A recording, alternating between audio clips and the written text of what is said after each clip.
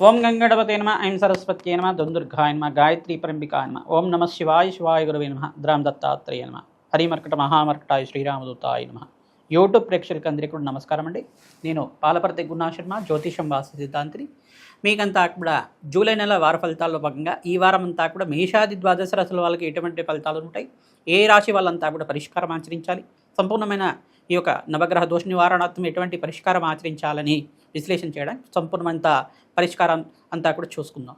ప్రధానంగా ఈ యొక్క మేషాది ద్వాదశ రాశుల వాళ్ళు 19వ తారీఖు నుంచి 25వ తారీఖు దాకా జూలై నెల వార ఫలితాల భాగంగా ఈ వారంలో అంతా కూడా గ్రహస్థితిలో పెద్దగా మార్పులు లేవు.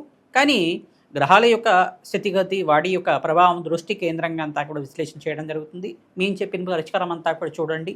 తద్వారా మీకు అంతా కూడా ఈ పరిష్కారం ఆచరించడం వల్ల శీఘ్ర ఫలితాలంతా కూడా పొందుతారు. ఆర్థికంగా పురోగతి పెరగడానికి, వ్యాపారంలో లాభాలు సిద్ధించడానికి, ఉద్యోగంలో మార్పులు జరగడానికి కూడా గోచారరీత్యా గ్రహాల యొక్క ప్రభావం అంతా కూడా సంపూర్ణ దోష నివారణ అంతా కూడా విశ్లేషణ చేయడం జరుగుతుంది. కావున వీడియో అంతా కూడా చూడండి. తద్వారా సంపూర్ణమైన పరిష్కారం అంతా కూడా దొరుకుతుంది మీకు. శ్రీమాత్రేయ నమః. ద్రాం దత్తాత్రేయ. కర్కాటక రాశి జాతకులకి జూలై నెల వార ఫలితాల భాగంగా ఈ వారంలో గ్రహస్థితి ఏ రకంగా అనుకూలిస్తుంది, విశేషంగా 19వ తారీఖు నుంచి 25వ తారీఖు దాకా గ్రహస్థితి ఏ రకంగా అనుకూలిస్తుందో తెలుసుకుందాం.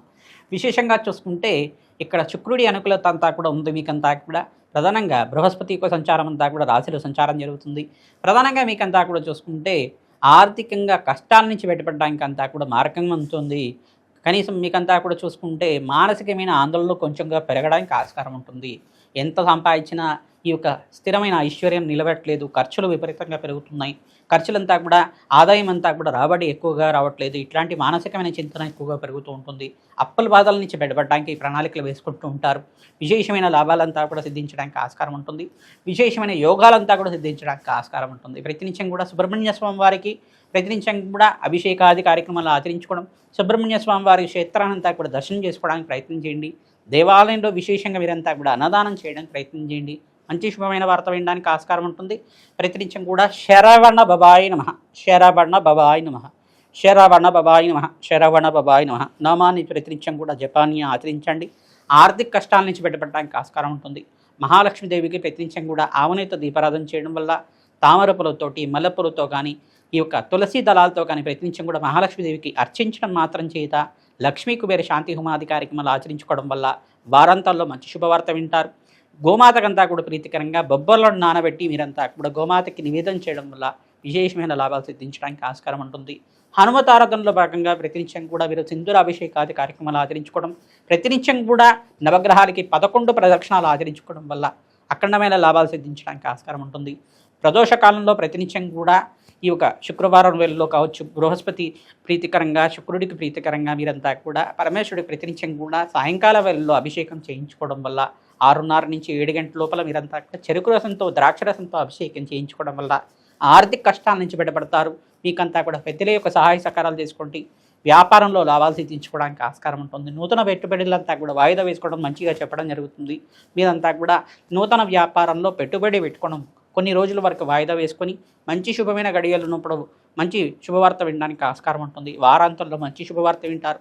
ఉద్యోగంలో మార్పులు కూడా జరగడానికి ఆస్కారం ఉంటుంది. సంఘంలో గౌరవం పెరుగుతుంది. విశేషమైన లాభాలు సిద్ధించడానికి ఆస్కారం ఉంటుంది.